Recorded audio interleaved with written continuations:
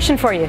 The greatest threat to America, and for the future generations of the world for that matter, is not terrorism, nuclear war, or even pandemic diseases. No, it's a much scarier scenario. No challenge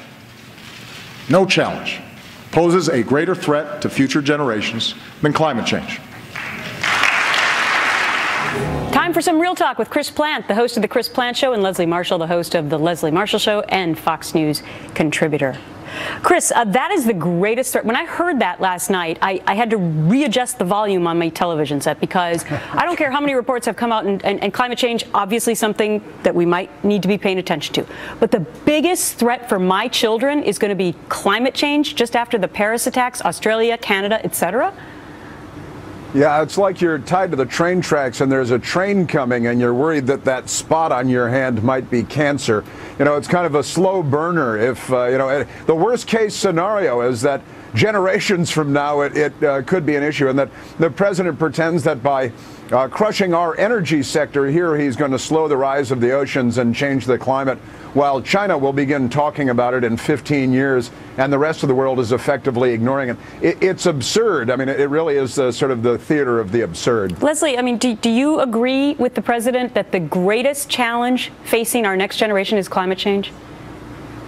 No, I don't. And I don't think that the world does. Of course, we agree on one thing today, maybe not the cancer analogy, but I definitely do think this is something that will affect future generations. But it is a great threat. One of. All they had to do is put one of. The greatest threat, in my opinion, I think many people worldwide, is terrorism and the threat to our freedoms and peace. He didn't put in one of the great. It was obvious that he said the greatest threat. And I think, Chris, that maybe people wouldn't be as upset about that if he had actually called terrorism what it is, and actually might have said Al-Qaeda in the speech somewhere as well.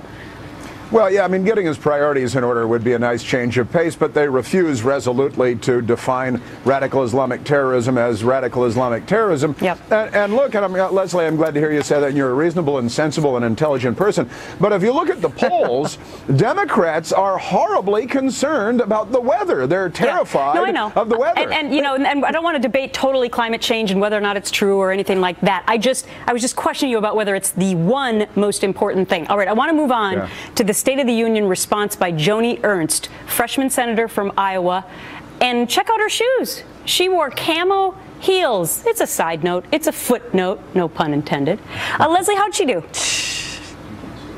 Actually, I liked her opening. I must be honest. I liked that she was respectful of the president. We heard what the president had to say, and we thank you for him sharing that. And then she went on to outline what the Republican response was. I too wore plastic bags over my shoes, although I had more than one pair as a kid with rain when I didn't have galoshes or rubbers, as they called them back in the day when dinosaurs roamed the earth. But I have to say that as a Democrat, what I'd like to see come forth from that is more policy proposals and legislation that would help the middle class, and I just didn't hear that in her and the Republican response. All right, she only had 7 minutes. Chris, how'd she do?